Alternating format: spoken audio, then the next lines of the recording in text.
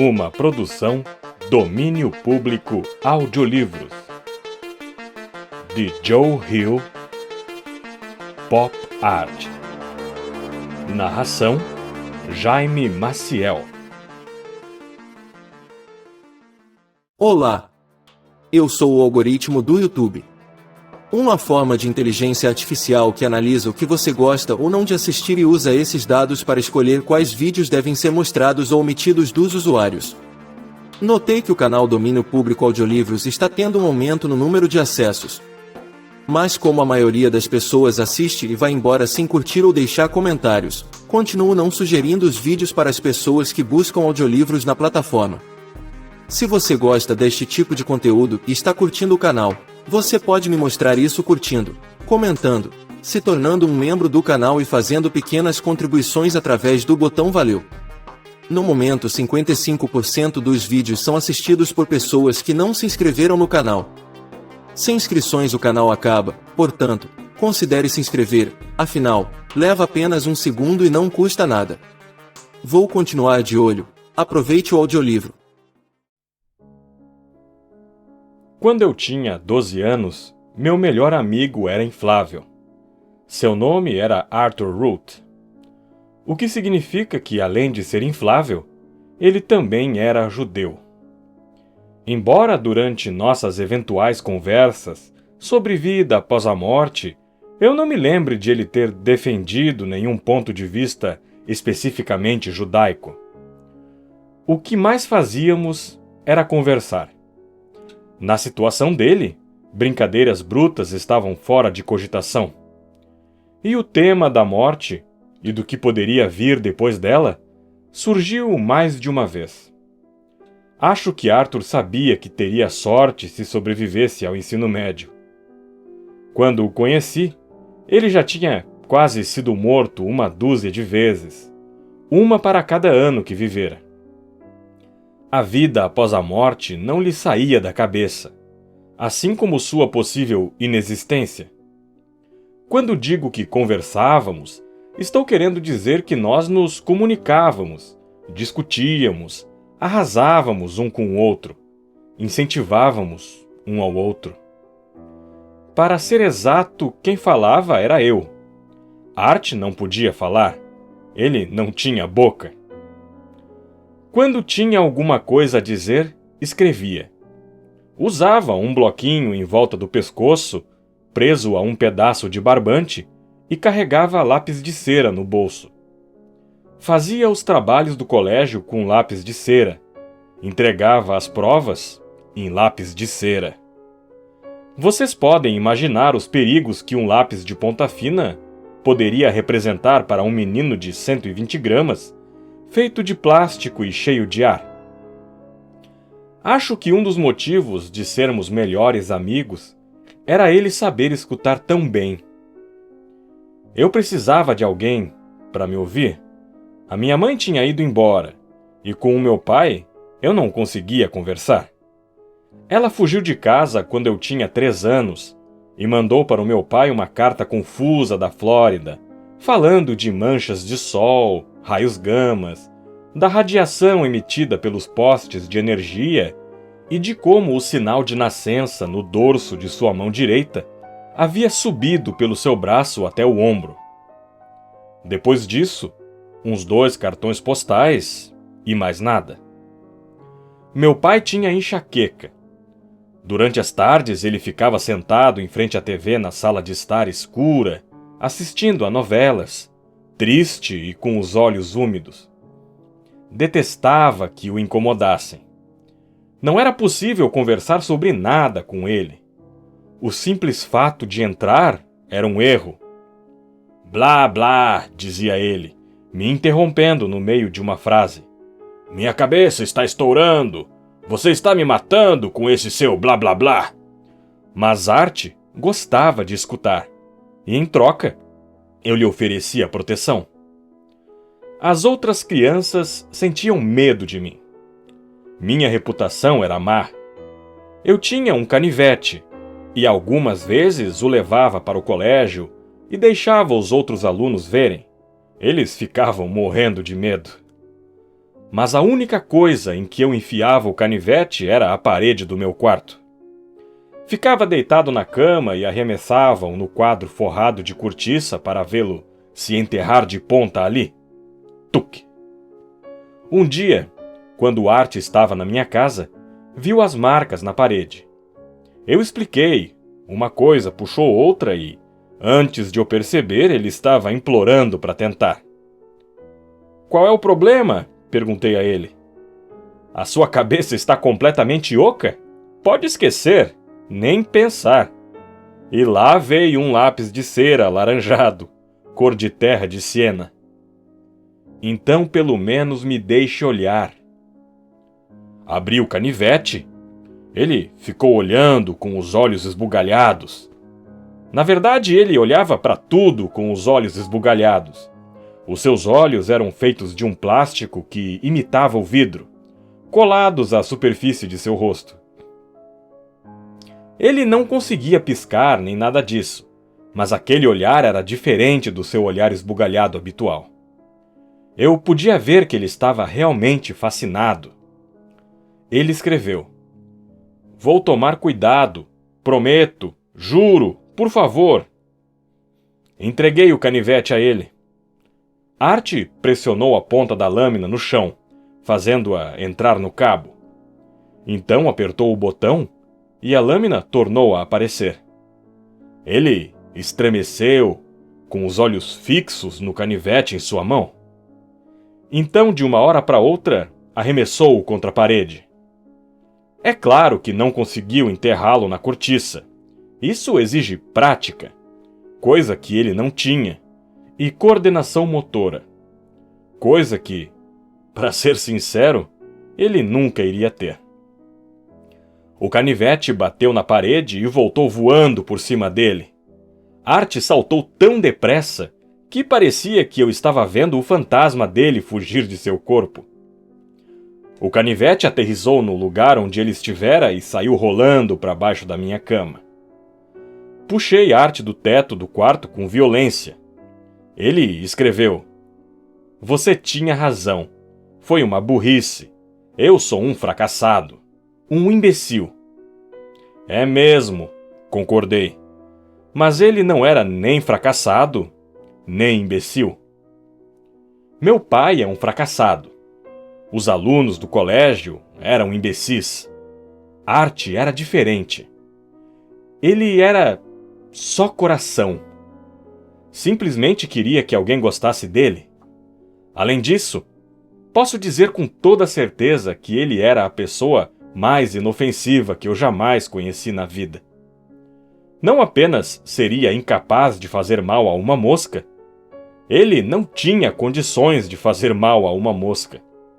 Se desse um tapa em uma mosca e levantasse a mão, o inseto sairia voando como se nada tivesse acontecido. Ele parecia um santo de uma história bíblica. Alguém capaz de curar partes do seu corpo dilaceradas e infectadas com uma simples imposição das mãos. Vocês sabem como são as histórias bíblicas. Esse tipo de pessoa nunca dura muito. Os fracassados e os imbecis enfiam pregos nela e ficam vendo o ar escapar. Havia algo de especial em Art. Um traço especial e visível, que fazia as outras crianças naturalmente quererem sacaneá-lo. Ele era novo em nosso colégio. Os pais dele haviam acabado de se mudar para a cidade. Os dois eram normais, com o corpo cheio de sangue, não de ar. O problema de Art era uma daquelas doenças genéticas que brincam de amarelinha com as gerações, como o mal de Tay-Sachs. Art me disse certa vez que tinha um tio-avô também inflável, que um dia flutuou para o meio de uma pilha de folhas e estourou nos dentes de um ancinho enterrado. No primeiro dia de aula, a professora Gannon fez Art ficar em pé na frente da sala e contou tudo sobre ele para os alunos, enquanto ele mantinha a cabeça abaixada de tanta vergonha. Ele era branco, não caucasiano, branco, branco feito um marshmallow ou Gasparzinho. Uma costura descia de sua cabeça pelas laterais do corpo. Debaixo de um dos braços, havia uma válvula de plástico por onde ele podia ser enchido de ar. A professora Gannon nos disse que devíamos tomar um cuidado especial para não correr com tesouras ou canetas na mão. Um furo provavelmente iria matá-lo. Ele não conseguia falar. Todo mundo precisava entender isso. Ele se interessava por astronautas, fotografia e os romances de Bernard Malamud. Antes de encaminhá-lo de volta até o seu lugar, ela deu um apertão de leve no ombro dele, e quando pressionou os dedos, ele soltou um fraco assobio. Era sua única forma de emitir sons. Flexionando o corpo, ele podia emitir pequenos ganidos e chiados. Quando as pessoas o apertavam, ele emitia um apito baixo, musical. Ele flutuou pela sala e ocupou um lugar vazio ao meu lado. Billy Spears, que estava sentado logo atrás dele, ficou jogando tachinhas na sua cabeça durante toda a manhã. Nas primeiras vezes, Art fingiu não perceber. Então, quando a professora Gannon não estava olhando, ele escreveu um bilhete para Billy. O bilhete dizia: "Pare com isso, por favor. Não quero falar nada para a professora Gannon, mas não é seguro ficar jogando tachinhas em mim. Não estou brincando." Billy escreveu de volta: "Se criar algum problema, não vai sobrar nada de você, nem para remendar um pneu. Pense nisso." Depois desse episódio, as coisas não ficaram nada fáceis para Art. Na aula de laboratório de biologia, Art fazia dupla com Cassius Delamitri, que estava repetindo a 5ª série. Cassius era um menino gordo, com um rosto rechonchudo e emburrado, e uma desagradável penugem preta acima dos lábios contraídos e franzidos. O exercício era destilar madeira, o que envolvia o uso de um maçarico. Cassius realizou a experiência enquanto Art ficava olhando e escrevia bilhetes de incentivo. "Não acredito que você tirou nota baixa nessa experiência no ano passado. Você sabe mesmo como fazer isso. Os meus pais me deram um jogo de laboratório de aniversário. Você poderia ir lá em casa, um dia, para a gente brincar de cientista louco. Você quer?" Depois de 3 ou 4 bilhetes assim, Cassius perdeu a paciência e enfiou na cabeça que Art era alguma espécie de homossexual. Especialmente com aquele papo de convidá-lo para brincar de médico ou algo do gênero. Quando o professor estava distraído ajudando outros alunos, Cassius empurrou Art para baixo e amarrou-o em volta de uma das pernas da mesa, formando um nó cheio de chiados, cabeça, braços, corpo e tudo mais. Quando o professor Milton perguntou aonde Art tinha ido, o gorducho disse que achava que ele tinha corrido para o banheiro. "É mesmo?" perguntou o professor Milton. "Que alívio! Eu nem sabia que esse menino conseguia ir ao banheiro." Em outra ocasião, John Erickson segurou Art durante o recreio e escreveu "saco de colostomia" em sua barriga com caneta de tinta indelével. Só saiu na primavera. "O pior foi que minha mãe viu. Já é ruim o suficiente ela saber que eu apanho todo dia no colégio, mas ela ficou chateada, mesmo porque o insulto estava escrito errado." Ele acrescentou: "Não sei o que ela está pensando. Isso aqui é a 5ª série. Será que ela, por acaso, não se lembra de como era a 5ª série? Desculpe, mas, sendo realista, quais são as chances de você apanhar do grande campeão de ortografia?" "Do jeito que o seu ano está indo", falei, "acho que as chances podem ser bem grandes." Art e eu ficamos amigos da seguinte maneira. Durante o recreio, eu ficava trepado sozinho no alto do brinquedo de escalar, lendo revistas esportivas. estava cultivando a minha reputação de delinquente e possível traficante de drogas. Para ajudar a construir minha imagem, usava uma jaqueta jeans preta e não conversava nem fazia amizade com ninguém. No alto do brinquedo, uma construção em forma de arco, montada em um dos cantos da área asfaltada atrás da escola, eu ficava a uns 3 metros do chão e podia ver o pátio inteiro. Certo dia, vi Billy Spears chegar correndo com Cassius Delamitri e John Erickson. Billy segurava uma bola de beisebol e um taco, e os 3 estavam tentando arremessar a bola através de uma janela aberta no 2º andar. Depois de 15 minutos, sem nem sequer chegar perto, John Erickson deu sorte e acertou. Cassius disse: "Merda, lá se vai a bola! Agora a gente precisa de alguma outra coisa para arremessar." "Ei!" gritou Billy. "Olhem ali! É o Art!" Art tentava manter distância, mas os meninos conseguiram alcançá-lo.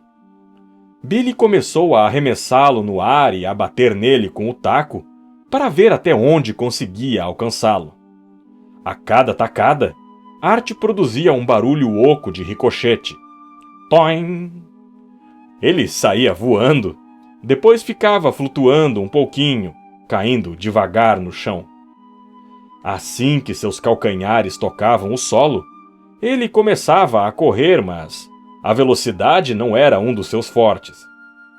John e Cassius se divertiram agarrando Art e batendo nele com o taco para ver quem conseguia arremessá-lo mais alto.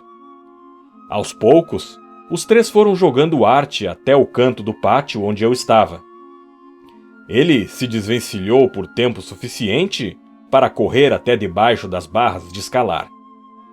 Billy o alcançou, deu-lhe uma tacada na bunda e o fez sair voando. Art flutuou até o topo do brinquedo. Quando seu corpo tocou as barras de aço, ele ficou preso de barriga para cima. Eletricidade estática. "Ei!" gritou Billy. "Joga ele aqui para baixo!" Até aquele momento eu nunca tinha me visto cara a cara com Art. Embora tivéssemos aulas juntos e até nos sentássemos um do lado do outro na sala da professora Gannon, não havíamos trocado uma única palavra. Ele olhou para mim com aqueles imensos olhos de plástico e sua expressão triste e vazia, e eu retribuí o olhar.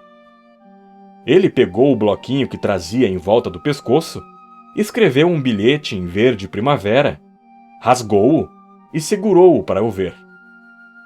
"Estou pouco ligando para o que eles fizerem, mas será que você poderia ir embora? Detesto que batam em mim na frente de uma plateia." "O que ele está escrevendo?" gritou Billy. Tirei os olhos do bilhete, olhei para a Art e em seguida lá para baixo, onde os meninos estavam reunidos. De repente percebi que podia sentir o cheiro deles, de todos os 3.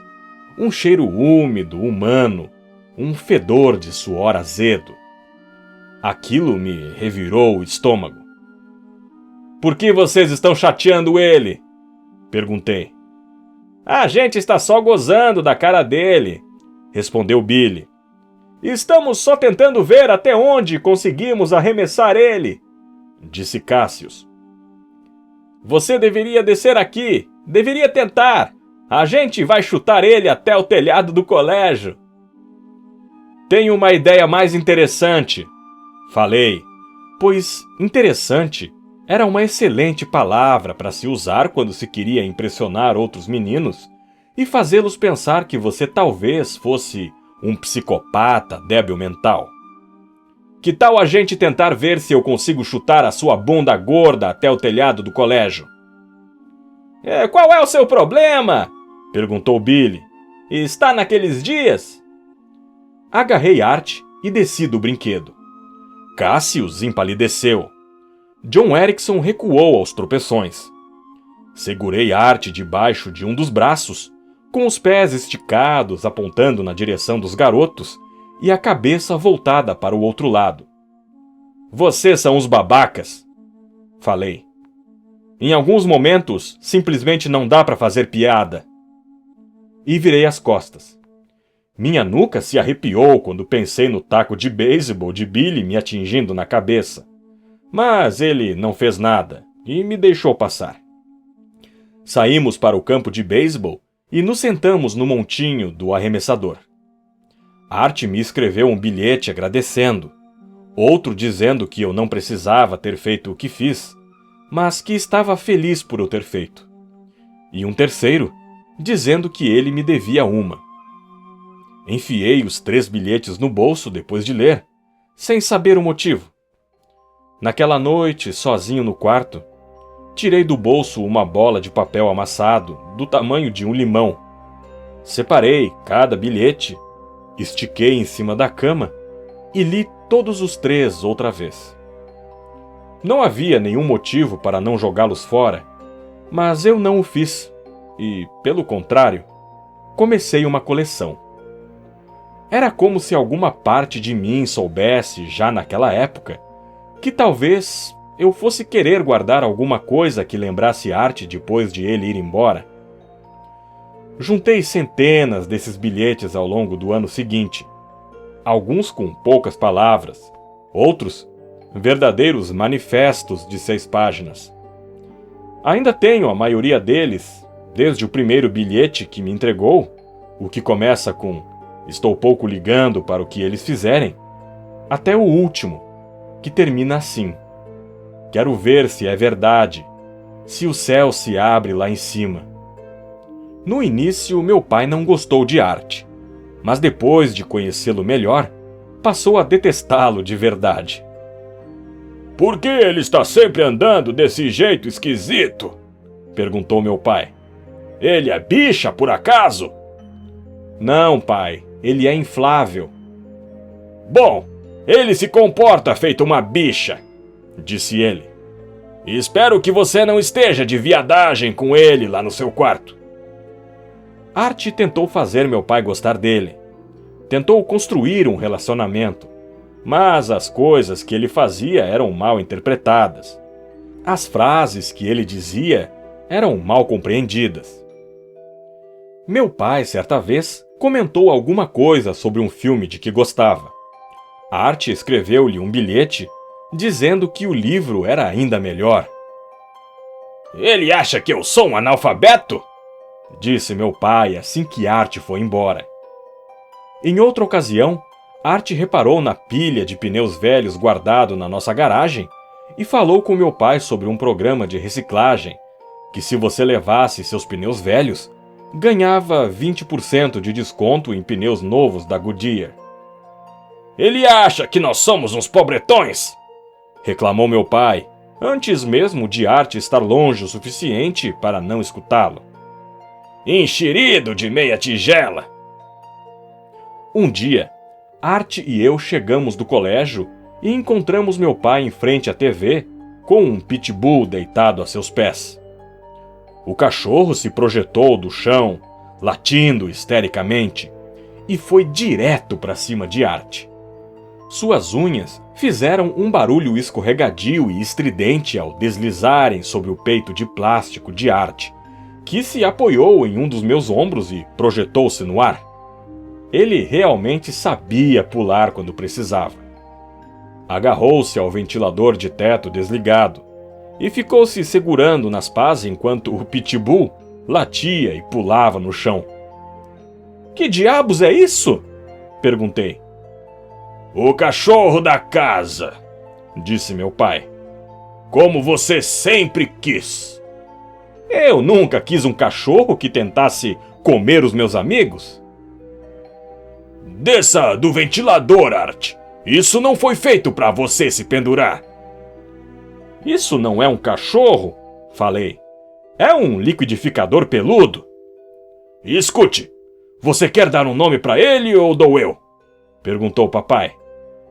Art e eu fomos nos esconder no quarto e ficamos conversando sobre nomes. "Floquinho", falei. "Docinho", "Arco-íris", Que tal Feliz? Soa bem, não acha? Estávamos brincando, mas Feliz não era brincadeira. Em apenas uma semana, Art teve pelo menos 3 encontros quase fatais com o feio cão do meu pai. Se ele cravar os dentes em mim, estou acabado. Ele vai me furar todinho. Mas Feliz não aprendeu a fazer as necessidades fora de casa e deixava cagalhões espalhados pela casa, difíceis de se ver no tapete marrom escuro. Uma vez, meu pai pisou descalço em um cocô fresco e isso o deixou um pouco fora de si. Ele perseguiu Feliz pelo térreo com um taco de golfe, abriu um rombo na parede e espatifou uns pratos na bancada da cozinha com um golpe descontrolado. No dia seguinte, construiu um cercado gradeado no quintal. Feliz entrou lá dentro e nunca mais saiu. Àquela altura, porém, Art já ficava nervoso quando visitava a minha casa e preferia que nos encontrássemos na sua. Eu não via razão para isso. A caminhada até a casa dele era longa e a minha casa ficava logo ali, depois da esquina. Com o que você está preocupado? Perguntei a ele. Ele está no canil. Você sabe que o Feliz não vai aprender a abrir o portão? Art sabia, mas mesmo assim não queria mais ir à minha casa, e quando ia, em geral levava uns adesivos de consertar pneus de bicicleta como garantia, para o caso de acontecer algo sinistro. Depois que se tornou um hábito irmos à casa de Art todos os dias, fiquei me perguntando por que antes eu preferia que fôssemos à minha. Acostumei-me com a caminhada. Fiz aquele percurso tantas vezes que deixei de reparar que era tão comprido a ponto de ser quase interminável. Chegava até a ansiar por ele, meu passeio vespertino, por um emaranhado de ruas, passando por casas pintadas em tons de pastel, dignas de Walt Disney. Amarelo-limão, madrepérola, tangerina. Enquanto eu ia percorrendo a distância que separava a minha casa da de Art, parecia que estava entrando cada vez mais fundo em um mundo de silêncio e ordem. E no coração de toda essa paz estava o meu amigo. Art não podia correr, nem conversar, nem chegar perto de nada pontiagudo, mas na sua casa conseguíamos nos manter entretidos. Ficávamos vendo TV. Eu não era como as outras crianças, não sabia nada sobre televisão. Meu pai, como já disse, tinha enxaquecas terríveis. Vivia do seguro por invalidez, morava na sala e passava o dia inteiro acompanhando 5 novelas diferentes. Eu tentava não incomodá-lo e raramente me sentava para ver TV com ele. Sentia que a minha presença era uma distração em um momento em que ele queria se concentrar. Art teria assistido a qualquer coisa que eu quisesse, mas eu não sabia o que fazer com o controle remoto. Não conseguia escolher, não sabia escolher. Havia perdido o hábito. Art era fã da NASA, então víamos qualquer coisa que tivesse a ver com o espaço. Nunca perdíamos o lançamento de um foguete. Ele escreveu: "Quero ser astronauta. Me adaptaria muito bem à ausência de peso. Eu já quase não tenho peso." Isso aconteceu quando estavam montando a Estação Espacial Internacional. Falavam sobre como é difícil as pessoas passarem muito tempo no espaço. Os músculos se atrofiam, o coração encolhe até ficar com 1/3 do tamanho. As vantagens de me mandar para o espaço só aumentam.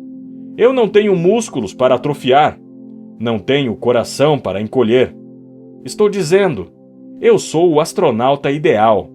O espaço é o meu lugar. Conheço um cara que pode te ajudar a ir para lá. Deixa eu ligar para o Billy Spears. Ele está doido para te mandar para o espaço que nem um foguete. Art me lançou um olhar duro e rabiscou uma resposta grosseira.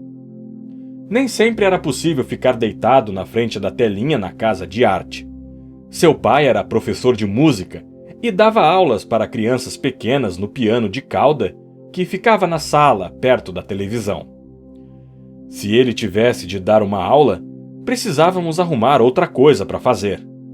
Íamos para o quarto de arte brincar no computador, mas, depois de 20 minutos de canções infantis ressoando através das paredes, um som estridente, fora de compasso, começávamos a lançar olhares de desespero um para o outro e saíamos pela janela para não precisar dar explicações.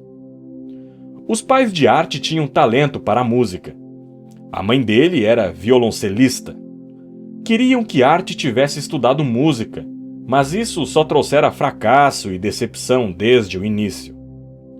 Não sei tocar nem apito. Piano estava fora de cogitação. Ele só tinha polegares e uma almofada fofinha onde deveriam ficar os outros dedos.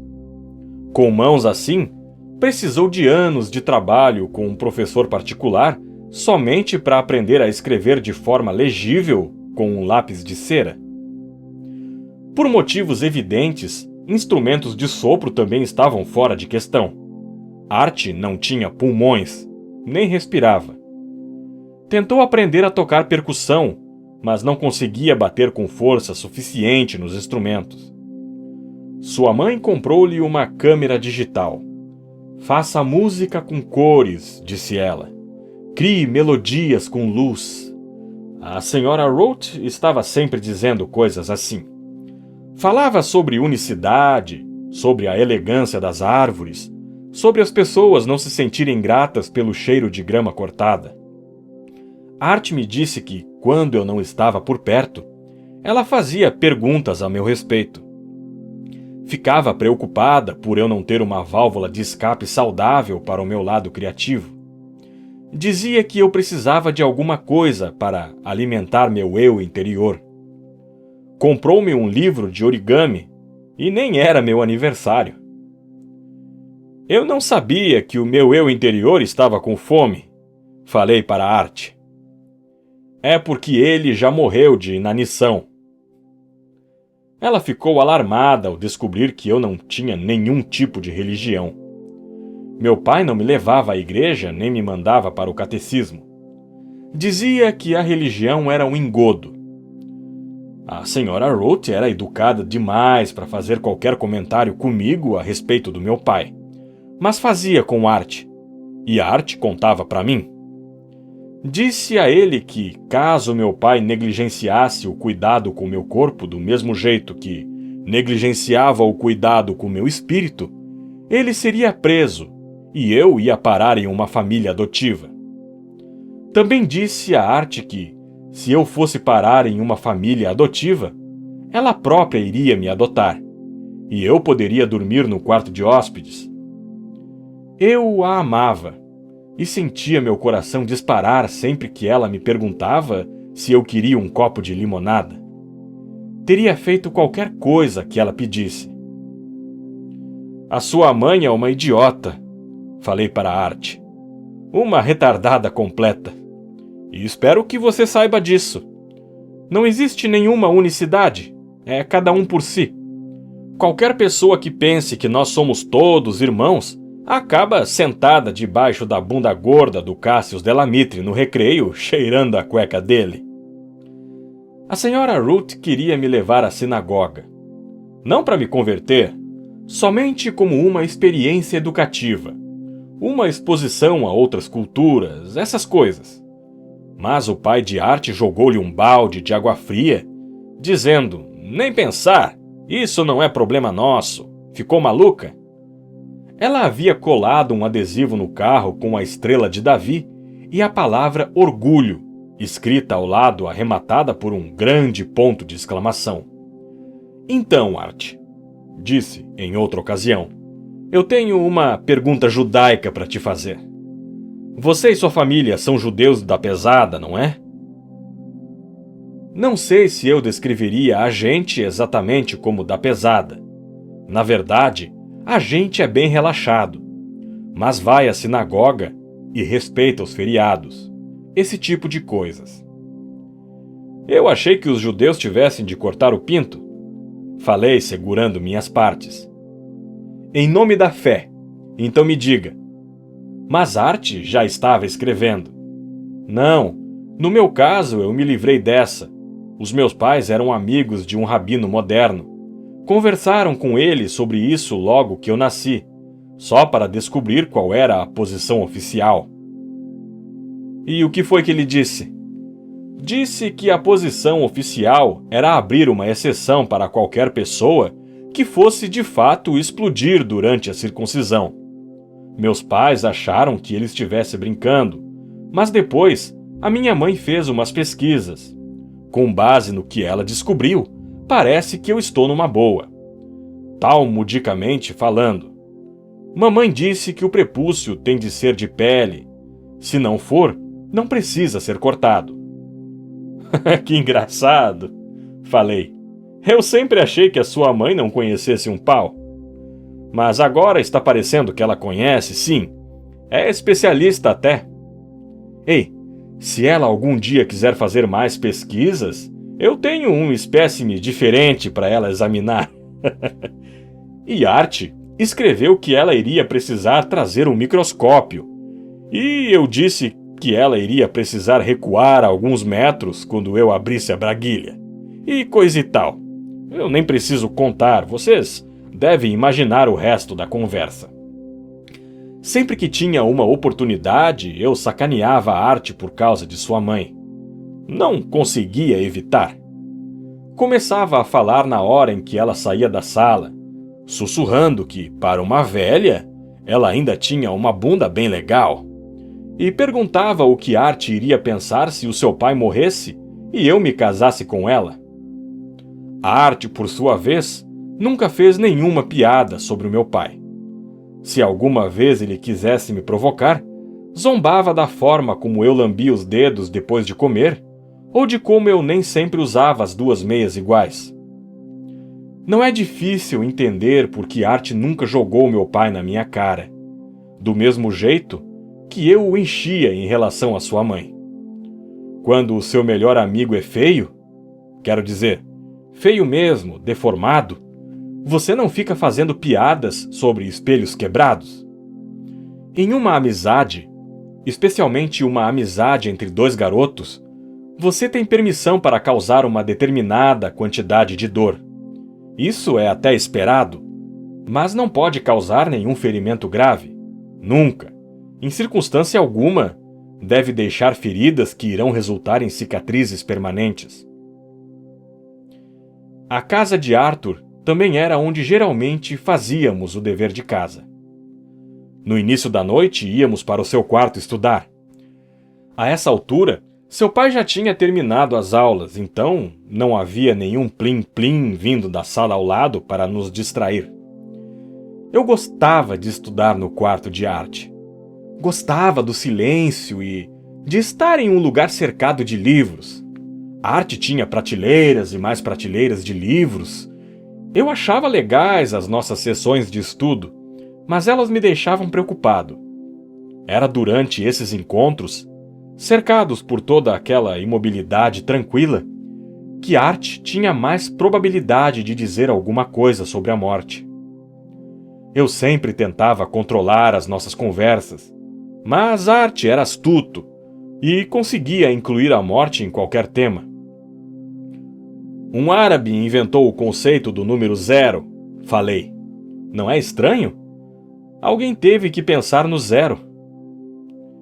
É porque não é óbvio que o nada seja alguma coisa. Que uma coisa que não pode ser medida nem vista, mesmo assim, exista e tenha significado. É a mesma coisa com a alma, pensando bem.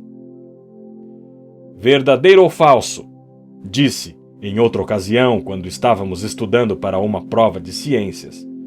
A energia nunca é destruída. Pode apenas ser transformada de uma forma para outra. Espero que isso seja verdade. Seria um bom argumento a favor da tese de que você continua existindo depois de morrer, mesmo que se transforme em alguma coisa completamente diferente do que era antes. Ele falava muito sobre a morte e o que poderia vir depois dela. Mas o que eu mais me lembro é das coisas que ele dizia sobre Marte. Estávamos fazendo um trabalho juntos e Art havia escolhido Marte como nosso tema, enfocando a questão de se o homem algum dia iria colonizar o planeta. Ele era totalmente a favor da colonização. Cidades sob tendas de plástico, água tirada dos polos gelados. O próprio Art queria ir para lá. Talvez seja até engraçado imaginar isso, mas a coisa em si seria uma merda. Poeira, um frio glacial, tudo vermelho. Você iria ficar cego de olhar para tanto vermelho. Na verdade, não iria querer fazer isso. Ir embora deste mundo e nunca mais voltar. Art ficou olhando para mim durante muito tempo. Em seguida, inclinou a cabeça e escreveu um bilhete curto em azul turquesa. Mas eu vou ter que fazer isso de qualquer maneira. Todo mundo tem. Em seguida, escreveu: Você vive uma vida de astronauta, quer queira, quer não. Deixa tudo para trás em troca de um mundo que desconhece. Simplesmente é assim que acontece. Na primavera, Art inventou um jogo chamado Satélite Espião. Havia uma loja no centro da cidade, o Empório da Festa, onde se podia comprar balões cheios de gás hélio por 25 centavos. Eu os comprava e ia encontrar Art em algum lugar. Ele levava a câmera digital. Assim que eu lhe entregava os balões, Art se desprendia da terra e erguia-se no ar. À medida que ia subindo, o vento o empurrava mais para cima e mais para longe. Quando achava que já estava alto o suficiente, ele soltava alguns balões, estabilizava-se e começava a tirar fotos. Quando estava pronto para descer, soltava mais balões. Eu o encontrava onde ele havia aterrissado e íamos para sua casa olhar as fotos no seu laptop. Fotos de gente nadando em suas piscinas, de homens consertando telhados, foto em que eu aparecia sozinho em ruas desertas, com o rosto virado para cima como um borrão marrom minúsculo. Os traços distantes demais para se poder identificar. Fotos que sempre tinham os tênis de Art pendurados na extremidade inferior do quadro. Algumas de suas melhores fotos eram de baixa altitude, tiradas quando ele estava a poucos metros do chão. Certa vez, Art pegou os balões e saiu flutuando por cima do canil de Feliz, na lateral da nossa casa. O cachorro ficava o dia inteiro naquele lugar fechado, latindo freneticamente para mulheres que passavam com carrinhos, para o tilintar da carrocinha do sorveteiro, para os esquilos. Havia pisoteado todo o chão do seu cercado até transformá-lo em lama. À sua volta estavam espalhadas dúzias de pilhas de cocô seco. No meio de toda essa feia paisagem marrom, ficava o próprio Feliz. E em todas as fotos que Art tirou dele, o cachorro aparecia pulando sobre as patas traseiras, com a boca aberta exibindo a cavidade interna cor-de-rosa e os olhos fixos nos tênis pendurados de Art. Estou deprimido. Que lugar horrível para se viver. Deixe de ser idiota, falei. Se criaturas como o Feliz tivessem permissão para andar soltas, o mundo inteiro ficaria como aquele canil. Ele não quer viver em nenhum outro lugar. Cocô e lama. É essa a imagem que o Feliz tem de um jardim. Discordo totalmente. Apesar da opinião contrária de Arthur, o tempo não havia abrandado minhas opiniões com relação a esse assunto. Acredito que, em geral, criaturas da laia de Feliz, estou pensando tanto em cães como em seres humanos, vivem mais livres do que presas, e, na verdade, o que elas desejam é um mundo de lama e fezes. Um mundo onde não exista arte, nem ninguém parecido com ele. Um lugar onde ninguém fale de livros, nem de Deus, nem dos mundos que existem além desse. um lugar onde a única comunicação seja o latido histérico de cachorros famintos e cheios de ódio. Em uma manhã de sábado, em meados de abril, meu pai abriu a porta do quarto e me acordou jogando meus tênis em cima da cama. Você tem consulta no dentista daqui a meia hora. Levante esse traseiro daí! Fui a pé. O dentista ficava a poucos quarteirões de casa e já estava sentado na sala de espera havia 20 minutos, morrendo de tédio, quando me lembrei de que dissera a Art que passaria na sua casa assim que acordasse. A recepcionista me deixou usar o telefone para ligar para ele. A mãe dele atendeu. Ele acabou de sair para ir à sua casa encontrar você, disse ela. Liguei para o meu pai. Ele não apareceu por aqui. Ele respondeu. Não o vi não. Fique de olho. Ah, tá. Eu estou com dor de cabeça. O Art sabe usar a campainha. Fiquei sentado na cadeira do dentista com a boca escancarada, sentindo o gosto de sangue e hortelã e lutando contra o nervosismo e a impaciência para sair dali. Talvez eu não confiasse no meu pai para tratar Art com decência, sem eu estar presente. A assistente do dentista não parava de tocar no meu ombro dizendo que eu relaxasse. Quando a consulta terminou e eu saí do escritório, o azul profundo e vívido do céu me desorientou um pouco. A luz do sol era tão brilhante que fazia doer minha cabeça, incomodava meus olhos. Eu já estava acordado fazia 2 horas, mas ainda sentia a cabeça enevoada e os movimentos embotados como se não estivesse totalmente desperto. Comecei a correr. A primeira coisa que vi quando cheguei perto da minha casa foi Feliz, fora do canil. Ele nem sequer latiu para mim. Estava deitado de bruços na grama, com a cabeça entre as patas. Ergueu as pálpebras sonolentas para me ver chegar, depois deixou-as desabarem até tornarem a se fechar. A porta do seu cercado estava aberta. Estava tentando ver se ele estava deitado em cima de alguma pilha de plástico rasgado, quando ouvi o primeiro barulho fraco de alguém batendo em alguma coisa. Virei a cabeça e vi Art, dentro da caminhonete do meu pai, batendo com as mãos no vidro. Fui até lá e abri a porta. Nesse instante, Feliz explodiu num acesso de latidos descontrolados. Agarrei Art com os 2 braços, dei meia volta e saí correndo. Os dentes de Feliz abocanharam um pedaço da perna esvoaçante da minha calça. Ouvi um barulho nítido de algo se rasgando. Tropecei e segui em frente. Corri até sentir uma pontada de dor na lateral do abdômen e até não ver mais nenhum cachorro. Pelo menos uns 6 quarteirões. Desabei no quintal de alguém. A perna da minha calça estava rasgada do joelho até o tornozelo. Dei a primeira olhada em Art. Foi uma visão perturbadora.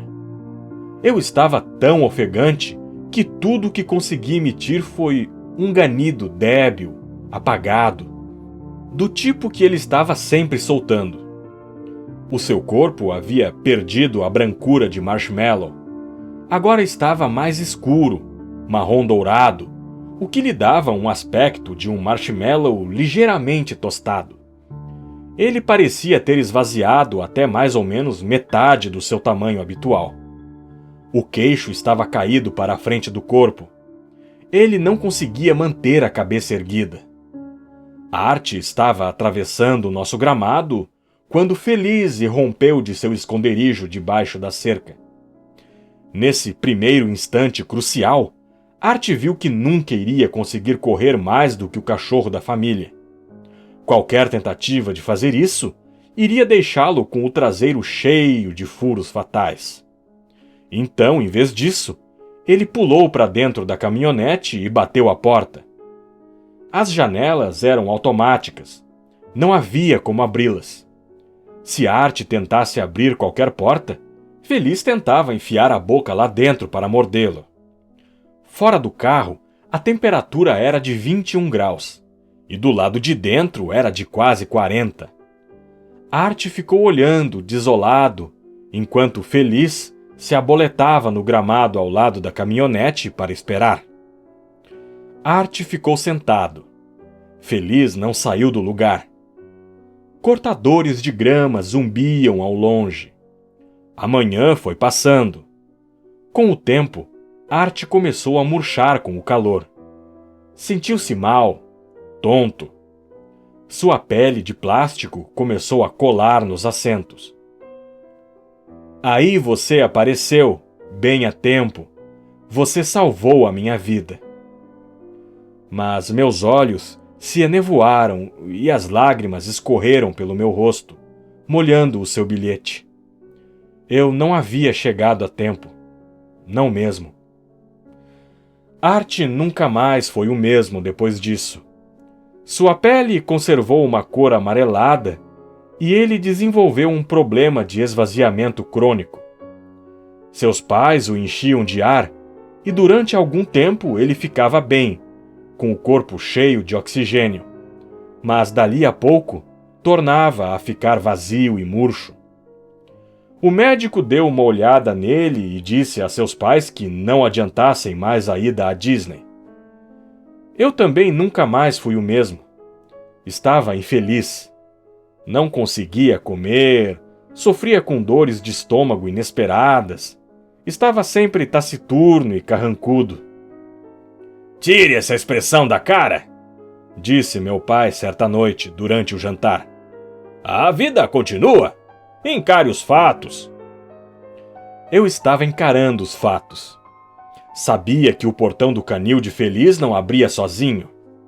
Fiz vários furos nos pneus da caminhonete. Depois, deixei o canivete enfiado em um deles, para o meu pai ter certeza de quem tinha sido o responsável. Ele chamou a polícia e fez eles fingirem que iam me prender. Os policiais me levaram para dar uma volta na viatura e falaram duro comigo durante algum tempo. Depois disseram que me levariam de volta para casa se eu andasse na linha. No dia seguinte, tranquei Feliz dentro da caminhonete e ele cagou no banco do motorista. Meu pai recolheu todos os livros que Art me indicara: o Bernard Malamud, o Ray Bradbury, o Isaac Bashevis Singer. Queimou tudo na churrasqueira. "E agora, espertinho?" perguntava-me ele enquanto despejava fluido de isqueiro em cima dos livros. "Por mim tudo bem", retruquei. "Eu peguei esses livros com o seu cartão da biblioteca." Nesse verão passei muitas noites na casa de Art. "Não fique bravo, não é culpa de ninguém." "Não seja idiota", falei, mas depois não consegui dizer mais nada, porque o simples fato de olhar para ele me fazia chorar. No fim de agosto, Art me telefonou. Eram quase 7 quilômetros de ladeira até o lugar onde ele sugeriu que nos encontrássemos. Scarswell Cove. Mas àquela altura, os meses indo a pé até a casa de Art depois da aula já haviam me deixado acostumado a longas caminhadas. Levei vários balões, conforme ele havia me pedido. Scarswell Cove é uma praia de seixos protegida que dá para o mar aberto, onde as pessoas entram na água para pescar na parte rasa. Não havia ninguém lá, com exceção de um casal de velhos pescadores e de Art, sentado no calçadão. Seu corpo tinha um aspecto mole e murcho. Sua cabeça pendia para frente e balançava sem força sobre o pescoço inexistente. Fui me sentar ao seu lado. A pouco menos de 1 quilômetro, as águas azul escuras se erguiam em ondas geladas. "O que está acontecendo?" perguntei. Art pensou um pouco, então começou a escrever. "Sabia que teve gente que já foi para o espaço sideral sem usar foguetes? Chuck Yeager voou tão alto em um jato de alta performance que o avião começou a despencar. Despencar para cima, não para baixo. Voou tão alto que a gravidade deixou de funcionar sobre ele. O jato dele caiu para fora da estratosfera. A cor do céu se desmanchou. Era como se o céu azul fosse feito de papel e houvesse um buraco aberto no meio dele. E atrás disso, fosse tudo preto. Tudo estava cheio de estrelas. Imagine, cair para cima. Olhei para o bilhete dele, depois novamente para o seu rosto. Ele estava escrevendo de novo. Seu segundo recado foi mais simples. Estou de saco cheio. Sério. Para mim chega. Estou esvaziando umas 15 ou 16 vezes por dia. Preciso de alguém para me encher praticamente de hora em hora. Me sinto mal o tempo todo e detesto isso. Não é vida. Ah, não. Falei, mas minha visão embaçou. Lágrimas brotaram e transbordaram dos meus olhos. Tudo vai melhorar. Não, acho que não. A questão não é se eu vou morrer. A questão é descobrir onde. E eu já decidi. Vou ver até onde consigo subir. Quero ver se é verdade, se o céu se abre lá em cima. Não sei o que mais eu disse a ele. Muitas coisas, imagino. Pedi-lhe para não fazer aquilo, para não me abandonar. Disse que não era justo. Disse que eu não tinha mais nenhum amigo. Disse que sempre tinha me sentido sozinho. Falei até começar a trocar as palavras e ficar engasgado, soluçando, sem conseguir me conter. E ele me abraçou com seus braços murchos de plástico e ficou me segurando enquanto eu escondia o rosto no seu peito. Ele pegou os balões da minha mão e enrolou-os em um dos pulsos. Segurei sua outra mão e andamos até a beira d'água. As ondas batiam e molhavam meus tênis. O mar estava tão frio que tive cãibras nos pés. Levantei-o e segurei-o com os 2 braços, apertando-o até ele emitir um gemido triste. Ficamos um tempão abraçados. Então o soltei. Espero que, se existir outro mundo, não sejamos julgados pelas coisas que fizemos de errado aqui embaixo. Espero que sejamos ao menos perdoados pelos erros que cometemos por amor. Não tenho dúvidas de que isso foi uma espécie de pecado, soltar alguém assim. Ele saiu voando. O vento o virou, deixando-o de frente para mim, enquanto saía flutuando por cima d'água, com o braço esquerdo erguido em cima da cabeça e os balões presos ao pulso. Sua cabeça estava inclinada para baixo em um ângulo pensativo, fazendo parecer que ele estava me examinando. Fiquei sentado na praia vendo-o ir embora. Olhei até não conseguir mais distingui-lo das gaivotas que voavam em círculos e davam rasantes na água, a alguns quilômetros de distância. Ele era apenas mais um pontinho passeando pelo céu. Não me mexi. Não tinha certeza se conseguiria me levantar. Depois de algum tempo, o horizonte adquiriu um tom cor-de-rosa desbotado e o céu azul escureceu até ficar preto. Deitei-me na areia e fiquei vendo as estrelas pipocarem no céu. Continuei olhando até ser dominado pela tontura, imaginando meu corpo sendo sugado do chão e caindo para dentro da noite lá em cima. Desenvolvi problemas emocionais. Quando as aulas recomeçaram, chorava ao ver alguma carteira vazia. Não conseguia responder às perguntas nem fazer o dever de casa. Fui reprovado e tive de repetir a 6ª série. O pior de tudo é que ninguém mais acreditava que eu fosse perigoso. Era impossível sentir medo de mim depois de ter me visto me debulhar em lágrimas tantas vezes. Eu não tinha mais o canivete. Meu pai o havia confiscado. Um dia, depois da aula, Billy Spears me deu uma surra. Abriu meu lábio, deixou um dente mole. John Erickson me segurou no chão e escreveu bolsa de colostomia na minha testa com caneta piloto. Ainda estava tentando acertar a ortografia. Cassius Delamitre me pegou de tocaia, me empurrou e pulou em cima de mim, esmagando-me com seu peso, tirando todo o ar dos meus pulmões. Era como se eu tivesse sido esvaziado. Art teria entendido perfeitamente. Eu evitava passar pela casa dos Roots. Queria, mais do que tudo, ver a mãe de Art, mas mantinha distância. Tinha medo de que, se eu falasse com ela, acabasse despejando tudo, que eu estivera lá no final, que havia ficado em pé no meio das ondas e soltado a mão de Art. Tinha medo do que talvez fosse ver nos olhos dela. Tinha medo de sua mágoa, de sua raiva. Menos de 6 meses depois de o corpo vazio de Art ser encontrado, boiando na parte de North Scarswell, uma placa de vende-se apareceu na frente da casa dos Roots.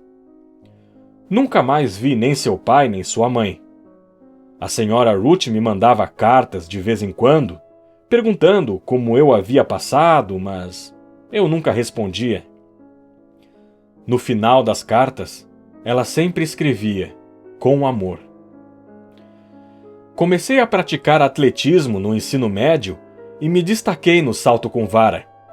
Meu treinador dizia que a lei da gravidade não se aplicava a mim. Ele não sabia porra nenhuma sobre gravidade. Por mais alto que eu subisse, sempre acabava descendo, igualzinho a todo mundo. O salto com vara me valeu uma bolsa na universidade estadual. Eu me socializava pouco. Ninguém na faculdade me conhecia. E finalmente consegui reconstruir minha reputação de sociopata. Não frequentava as festas, não saía com nenhuma garota, não queria conhecer ninguém.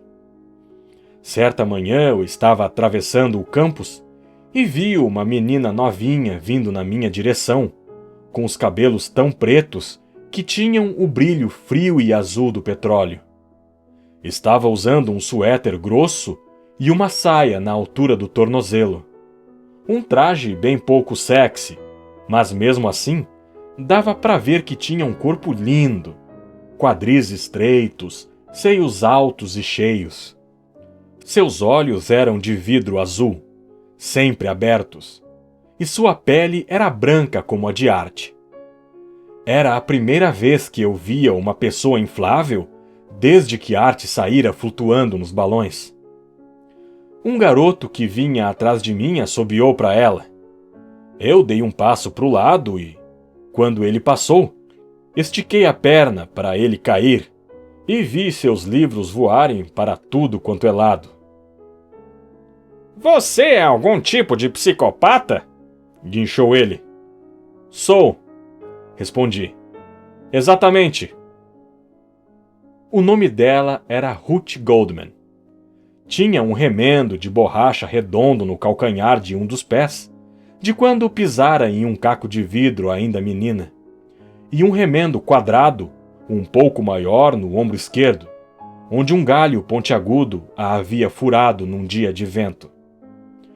Uma educação em casa com professores particulares e pais obsessivamente protetores a haviam salvado de maiores danos.